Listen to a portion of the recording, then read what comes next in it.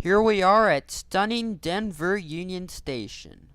This 100-year-old historic landmark welcomed up to 80 trains daily in its heyday, with past presidents and soldiers walking through the same great hall that boasts a 65-foot vaulted ceiling and original ticketing window. Following a renovation in 2014, Union Station offers travelers shops, restaurants, and attractive places to work. The newest addition is the Crawford Hotel, which blends the station's history with luxurious accommodations and Denver's nearby attractions. Although the original Denver Union Station was built in 1881, it had its appearance changed between 1906 and 1914. Fortunately, a timeline is placed in front of the depot.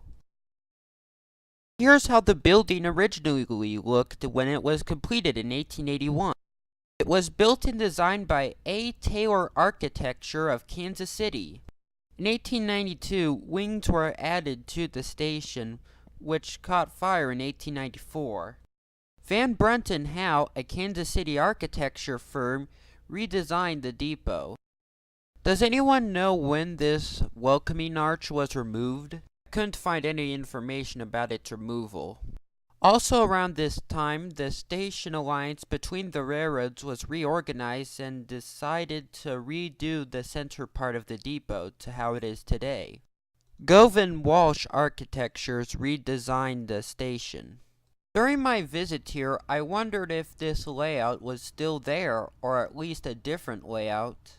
But I'm pretty sure this layout was torn out long ago. In 1940, the first Winter Park ski train began. At around this time, 80 trains per day came in and out of the station. The railroads that used Union Station were the Santa Fe, the Burlington, the Rio Grande, the Colorado and Southern, the Rock Island, and the Union Pacific. I think many other Union stations had this feature, but Kansas City Union Station does not. At around this time, the only trains coming through here were the Rio Grande Zephyr, Amtrak's San Francisco Zephyr, and Rio Grande Ski Train.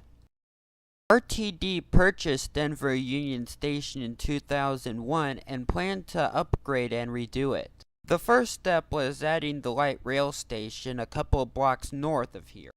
Starting in 2011, work on the current platforms began, in which Amtrak moved into a temporary station a couple blocks to the east.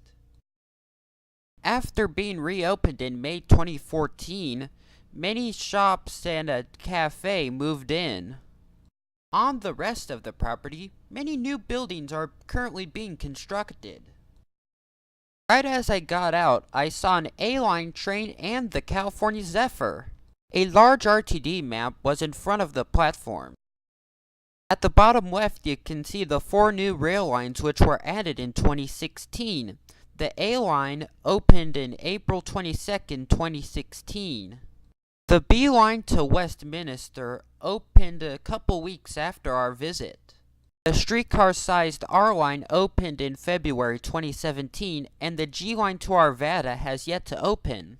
Platforms closest to Union Station are only used by the A, B, and G lines, as well as Amtrak. Here we see one of the cars, number 4625. The 2 car sets used are Silverliner 5s, which are similar to the ones used in SEPTA in Pennsylvania.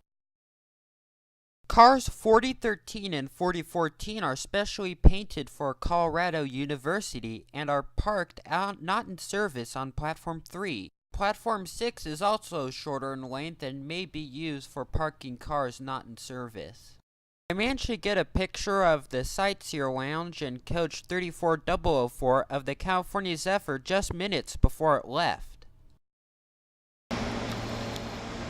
As I look down the line, I see a green signal for Platform 1.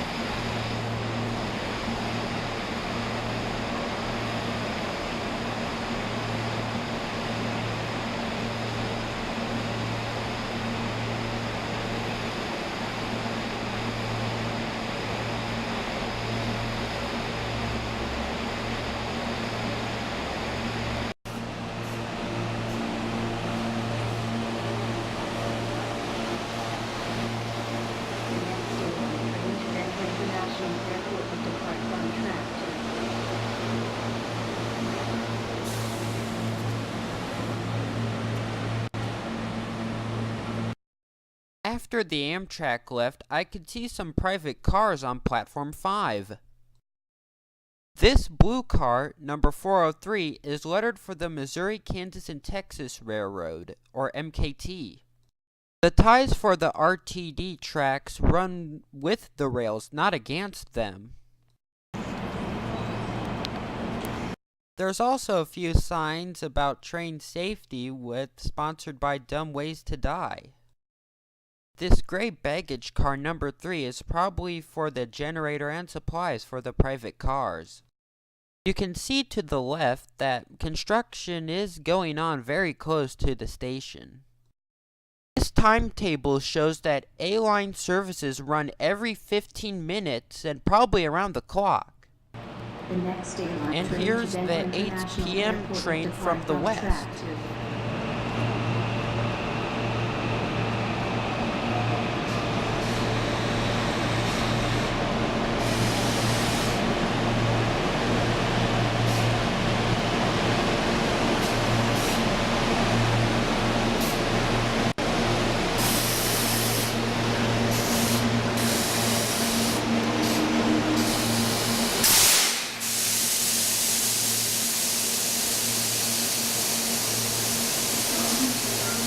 The cars stop quite a few yards from the buffers, and it looks like this A-line car was well filled. Although it may be hard to see, the last private car has a Southern Railway drumhead sign. These new Union Station platforms are stub end and don't go straight through. But before the new platforms were installed, it used to go through and connect to the freight line a couple blocks north. The light rail platforms were also moved a couple blocks north next to the freight line, which go under the Millennium Bridge. I didn't visit these platforms during my 2016 visit as I didn't know that they were there. The two Amtrak platforms, numbers 4 and 5, are at a lower height so the doors of the superliners can be accessed.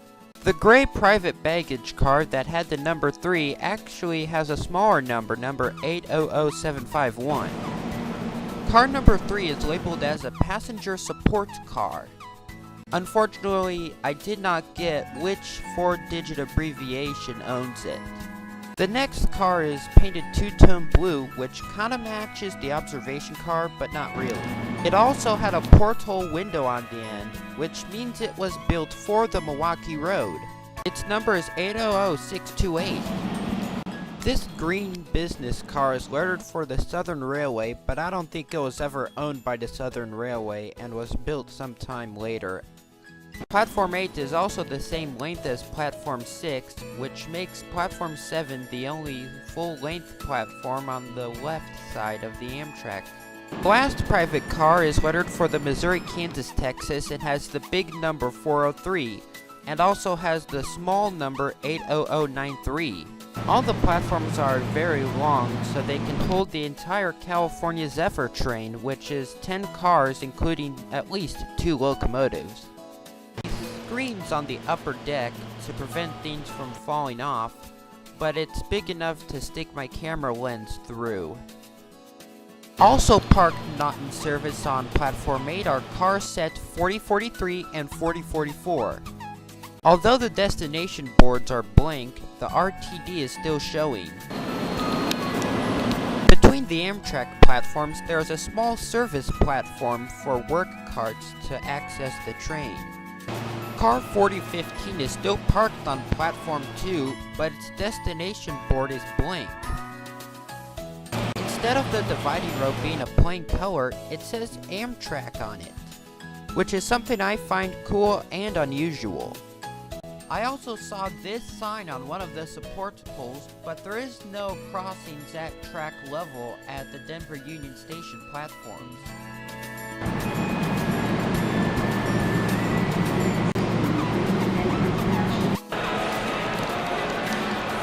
Near the Amtrak counter were some pictures of the front of some diesel locomotives.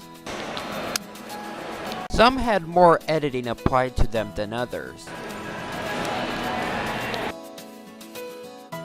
Along with the timeline in front of the station, there were these two other information boards.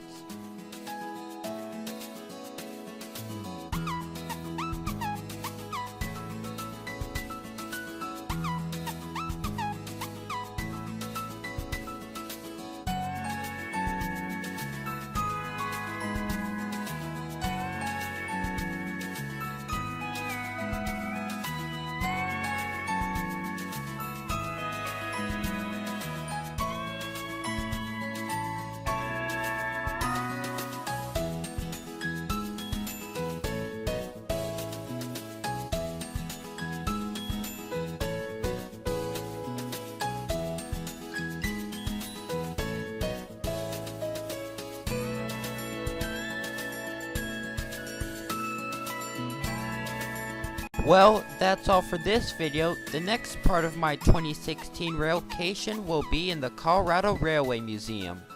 So thank you for watching, and make sure to like and subscribe if you enjoyed this video.